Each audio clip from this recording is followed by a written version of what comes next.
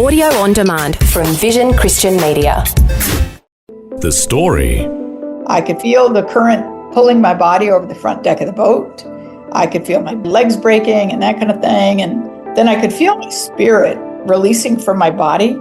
And eventually my body released from the boat and I released from my body and rose up and out of the river. And I was immediately greeted by a group of, people, spirits, beings, whatever you want to call them.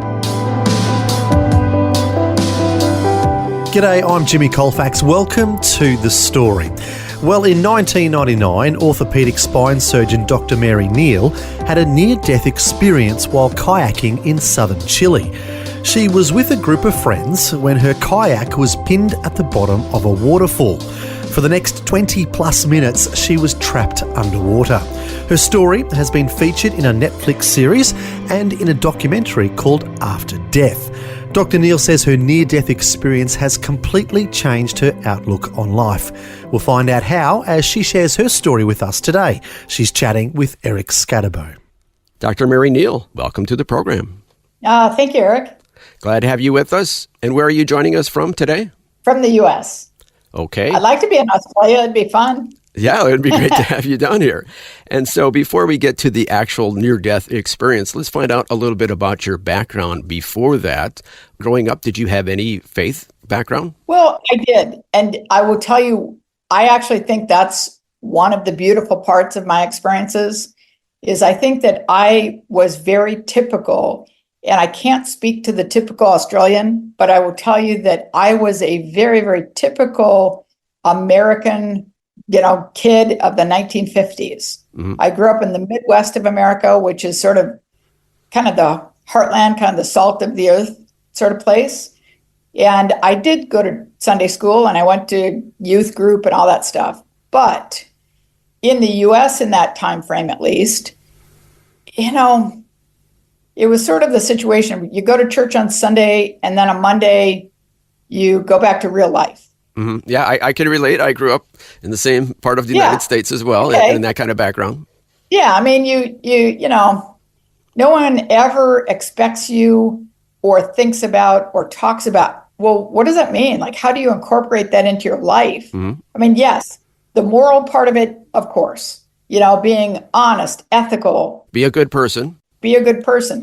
But beyond that, I never remember a single person ever talking about how does it actually impact your daily life, mm-hmm. how you think, how you interact with the world.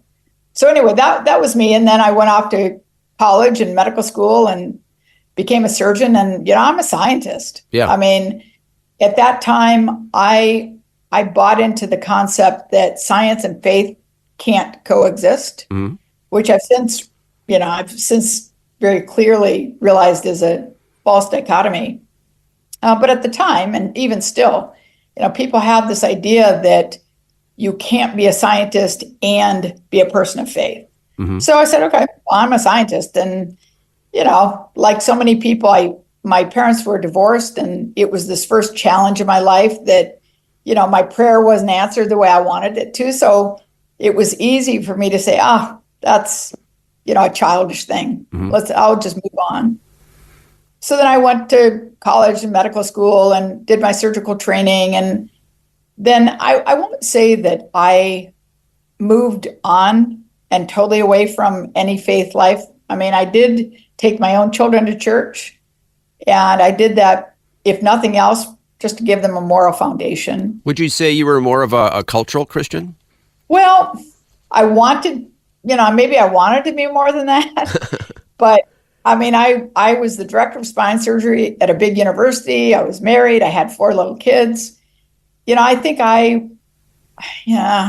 I'm going to be honest, I just sort of thought faith was one more thing that, wanted a piece of my time or one more thing on my to-do list that was never, I was never going to It doesn't sound like it was high on your list of priorities. No, I mean, I didn't have time. Mm-hmm. And I hear that from a lot of people. It's like, no, I don't have time to think about my faith. But you did have time to go kayaking. Of course. Absolutely. So take us to that kayaking incident. Oh, yes. So when my kids were old enough that, we felt we could leave the country without them. My husband and I went down to South America to kayak with friends of ours who are professionals. They've done it for a number of years. They run trips to Chile every year. And my husband and I were avid kayakers. I mean, we're, good.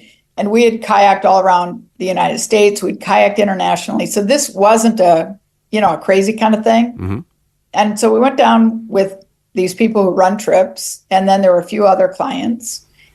And on what was going to be our last day anyway, we decided to paddle a section of river that's well known for its waterfalls. Mm-hmm. And when I say waterfalls, I mean drops of 15 to 20 feet, mm-hmm. which if you're not an experienced whitewater kayaker would be crazy. Yeah, I didn't even know you could do this, but apparently this is a common thing for experienced kayakers. Well, 15 to 20 feet is not unreasonable. It was certainly within our skill set. These are not, it's not like going over Niagara Falls. Or something. No, 15 to 20 feet is always challenging and exhilarating, but not particularly unreasonable. Okay. And so on this particular day, my husband actually did not go on the river. He woke up with back pain, and this was a river that was such that there weren't really rocks or other features that created eddies or slow parts of the water where you could sort of slow down or pull out. And the hillsides are very steep. With this section of the river, once you're on the river, you're going. Okay, the current is taking you. Yep. And so when we came to the first more significant drop, we were in the current. It was pretty high current, high flow. And one of the other clients sort of bobbled her way past, and her boat became stuck sideways in the entrance to this chute that we were going to go through. And it was sort of a little bit of a side chute, a little bit easier because it was still early in the day. Okay. And my only option then was to veer over and go over the main part of the waterfall, which I did. And when I hit the bottom, my boat became pinned or stuck in the underwater rocks and the features.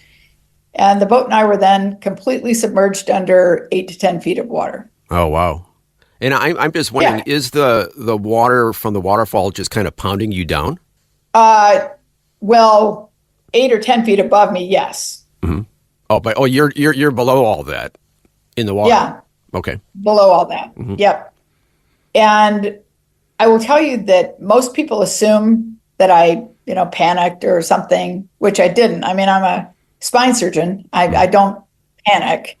I'm a very pragmatic person, though. So clearly I knew my predicament, and I knew it wasn't good. Yeah.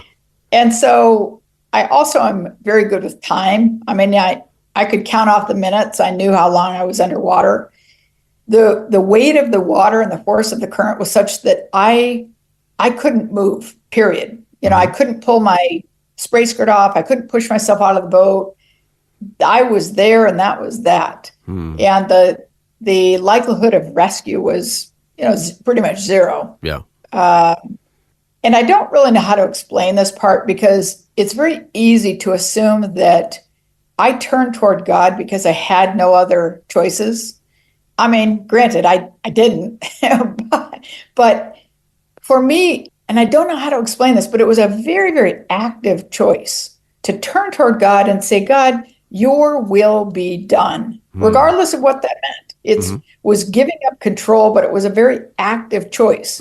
I knew even in that dire circumstance, I still had a choice. We all have a choice every moment of our life to either turn toward God or turn away. And I turned toward God and I said, God, your will be done. And of course, it was the first time I ever meant it. I mean, not on my timetable, not the way I want it, but your will. Just an unconditional surrender. Absolutely. And I hate to even use that word surrender because it implies a passivity to it, but it was a very active choice of saying, yes, I want your will to be done. And it wasn't, oh, God, save me, that kind of thing. And the moment I asked that, I was immediately overcome with the most physical, tangible experience of being held and comforted and reassured everything was fine. My husband would be fine. My kids would be fine, regardless of whether I lived or died. And I knew without any doubt that I was being held by Christ. And it was really an incredible revelation because, I told you, I was sort of an everybody. I was no religious zealot. I hadn't earned it. I hadn't deserved it.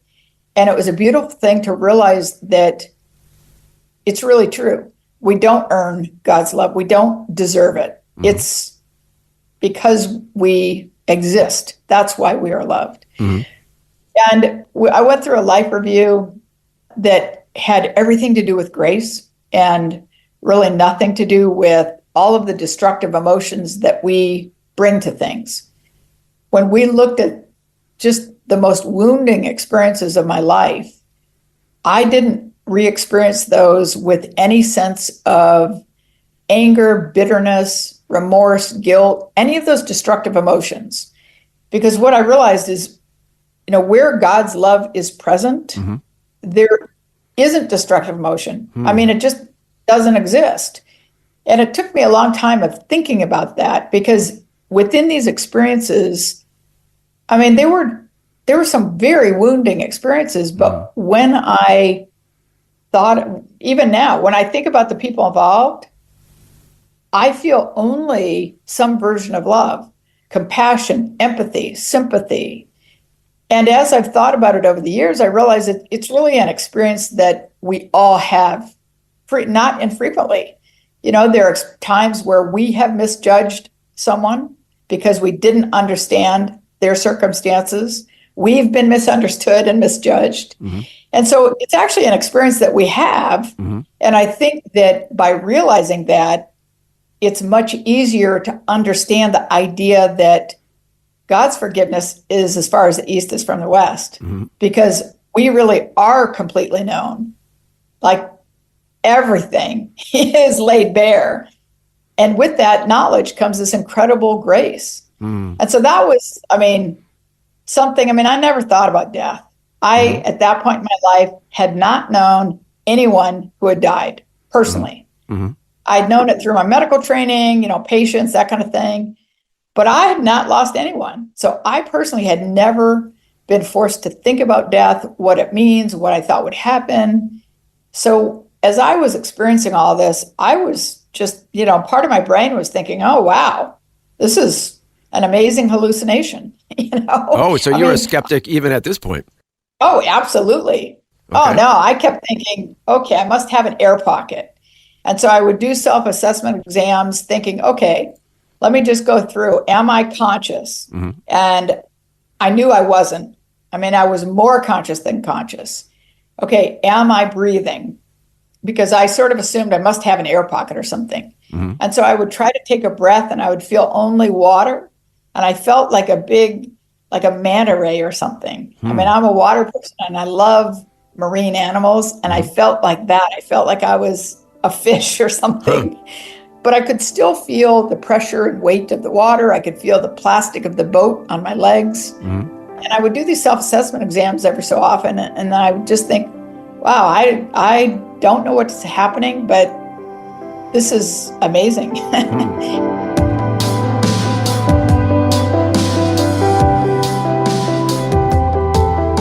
You're listening to The Story. Our guest today is orthopedic spine surgeon Dr Mary Neal, who had a near-death experience that completely changed her outlook on life. We'll find out how as we hear more of her story when we return. The Story. If this program has highlighted something you'd like prayer for, we'd love to pray for you. Call 1-800-PRAY-FOR-ME. That's 1-800-772-936. It's a free call. Or text 0401 132 888. Hi, I'm Jimmy Colfax and this is The Story. Our guest today is orthopedic spine surgeon Dr Mary Neal, who had a near-death experience while kayaking in Southern Chile. Before the break, we heard how her kayak became pinned at the bottom of a waterfall and she was trapped underwater. Now we'll hear what happened next as she has an out-of-body experience. And then I could feel the current pulling my body over the front deck of the boat. I could feel my legs breaking and that kind of thing. And then I could feel my spirit, my soul, my essence, whatever you want to call it, the divine part of us. I could feel that releasing from my body. And eventually my body released from the boat, and I released from my body and rose up and out of the river. And I was immediately greeted by a group of, somethings, I don't know, people, spirits, beings, whatever you want to call them. And they were so overjoyed to welcome me and greet me and love me. I mean, they were, it's the same joy as when my kids come home from college. I mean, they were so happy that I was home. And I truly felt like I was home, like my real home, where we all really belong. And they were people, I didn't recognize any of them. Everyone always asked that. But as I said, I didn't know anyone who had died. I knew that they were people who had been important and were important in my life story. So maybe, a grandfather, great-grandmother, someone who died before I was born. So they knew you. They knew me. And I knew that they were important in my life story, even though I didn't recognize them. And they took me down this pathway that, to me, is the most beautiful thing I could ever begin to imagine. And what speaks beauty to me, what can make me cry and just truly moves me to tears, is color and the intensity of colors and the delicacy of flowers and the aromas of flowers. And that is what I experienced. Now, that brings up an interesting point, because you said your husband is into music. So maybe his experience would have been different. Is that what you're saying? Yes. I think when he dies, he'll hear this incredible music. But if I had heard that music, I like music, but not that well. So what you're saying is that kind of God knows your love language, and he'll tailor your experience to best communicate with you. Yes. That's what I think is so absolutely wonderful and delightful about everyone's near-death experience when they talk about them. Because uniformly, we all talk about God, or, some people put a different word on it, but basically God and God's love. And that love is truly, truly the single most important thing. We all talk about that. And we all talk about incredible beauty. But then when you ask the details of the beauty, they're different. Oh, interesting. Which I think is awesome. Yeah. And I think the fact that the details of the beauty, for example, are different speaks not only to the truth of these experiences, but I think it's so awesome that it could make me cry. Because to think that the God of the universe knows us so well and loves us so dearly that when we die, we're given this experience that says, here, I'm talking to you. Yeah. I'm talking to you uniquely. This is what I know you're going to love. And I think that's pretty darn awesome. Yeah. Yeah. So, then, we went on, we got to the end of this pathway, and there was kind of this point of no return. And then these people, these spirits told me that it wasn't my time, that I had to go back. I had more work to do. And I think our core personality maybe doesn't change, because I'm an analytical, self-reliant kind of person. And even in that situation where one would imagine you're just sort of going, oh my gosh, okay, anything. Even in that situation, my response wasn't to say, oh, okay, whatever you say. My response was to say, no, I can stay. Jesus. You wanted to stay. Yeah, because I had this incredible feeling of being home. I love my life. I love my husband. I love my kids. I have no issues. Didn't have any issues then. I had everything to go back for. But in contrast to being home and being back in the presence of God's love, it's a hard gig coming to earth. You know, I mean, it's a grand adventure, but it's a hard deal. So the long and short of it was they tell you it's not your time. Yeah, and I objected. So then they gave me a whole laundry list of some of the work I still had to do. And I will tell you that there wasn't a single thing on that list that I thought was something that I was qualified to do, wanted to do, had time to do, et cetera, et cetera, et cetera. I mean, there's really not a single thing on the list that I would have said, oh, okay, great. And again, as I've thought about it over the years, it makes perfect sense, because the fact is none of us change or grow or learn when we stay in our comfort zones. Yeah.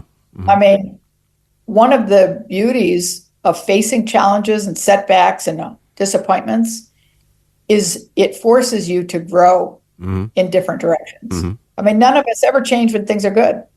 Yep. We only change. We want things to be good, but that doesn't help us to grow.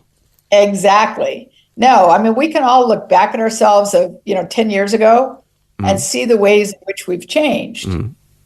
And we've changed in response to challenges. Yep. And we know we're going to change going into the future, but we don't have any way to know how.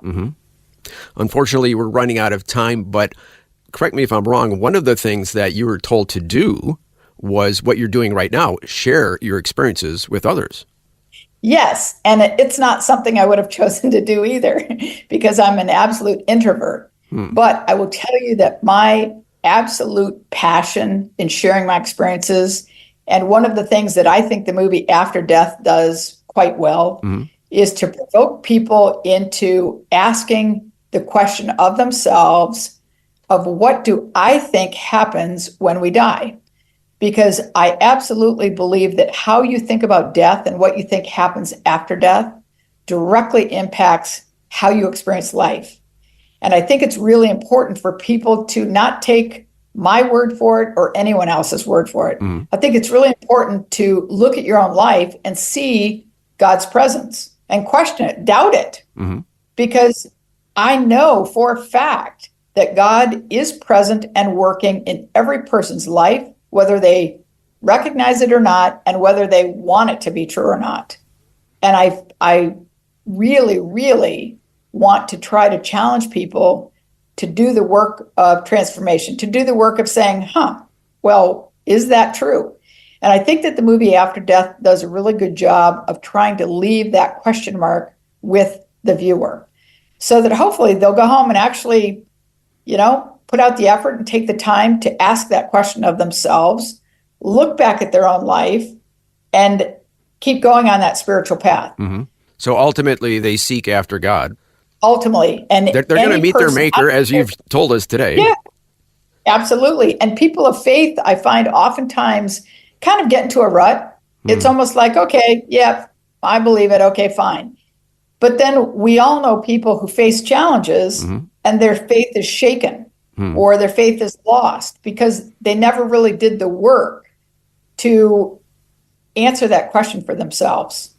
I think that doubts and challenging your beliefs is really important to get to the point where you claim a faith, you claim a trust, you claim a belief for yourself. And that, to me, is transformational. And I think that's really important. And how has your life changed after all this experience? How I experience life has radically changed in that my past is gone. So my past doesn't exist for me. Obviously, my past does influence me. I'm also not at all, I don't have anxiety or worry about the future. I know there's life after death, so I'm not worried about what happens after death. So many people are so afraid of dying, they never live. I also know, without any doubt at all, that beauty comes of all things. And I can face challenges and struggles and setbacks, not happily, I don't want them.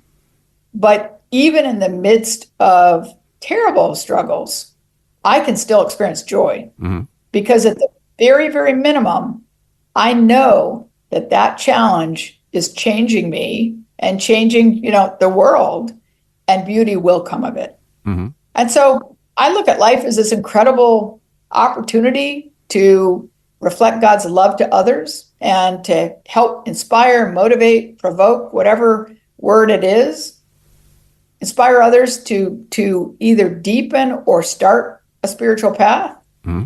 And, it's this incredible adventure. I mean, it's fun, even when it isn't. It still is this great adventure.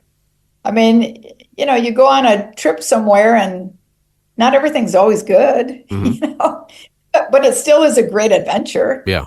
And then the adventure ends and, we go home. Well, it sounds like this whole experience has transformed you, and now you're helping other people to open their eyes and be transformed as well. Thank you so much for sharing your story with us today. Oh, it's really, really, truly my privilege and my pleasure. So thank you. That was orthopedic spine surgeon Dr Mary Neal sharing her remarkable near-death experience with Eric Scatterbo. And as we heard, it completely changed her outlook on life and brought her closer to God. She said that beauty comes of all things, and that reminds me of a verse in the Bible from Romans chapter 8 verse 28 that says, "And we know that all things work together for good to those who love God, to those who are called according to his purpose." Well, if you'd like to learn more about Dr. Mary Neal and other people who have had near-death experiences, you can check out the documentary called After Death. The website is afterdeathmovie.com. Once again, that's afterdeathmovie.com. Thanks so much for joining us for Dr. Mary Neal's compelling story. And until next time, I'm Jimmy Colfax, encouraging you to share your story with someone today. Next time on The Story. We were already in the New Age movement. We'd started going to workshops and we were seeking God. I just wanted to know God. So we just, once you start on that path, I mean, it's a slippery slope because you start meeting people who they'll introduce you to this and they'll introduce you to that, and everything just starts kind of being very frustrating because you reach dead end. Then you don't know where to go. Today, Christian evangelist Kelly Newton Wordsworth is a multi-award-winning singer-songwriter with a worldwide ministry through her songs, preaching and performing. But before that, she was deep in the New Age movement. We'll hear how God set her free next time. The Story. Just another way Vision is helping you look to God daily.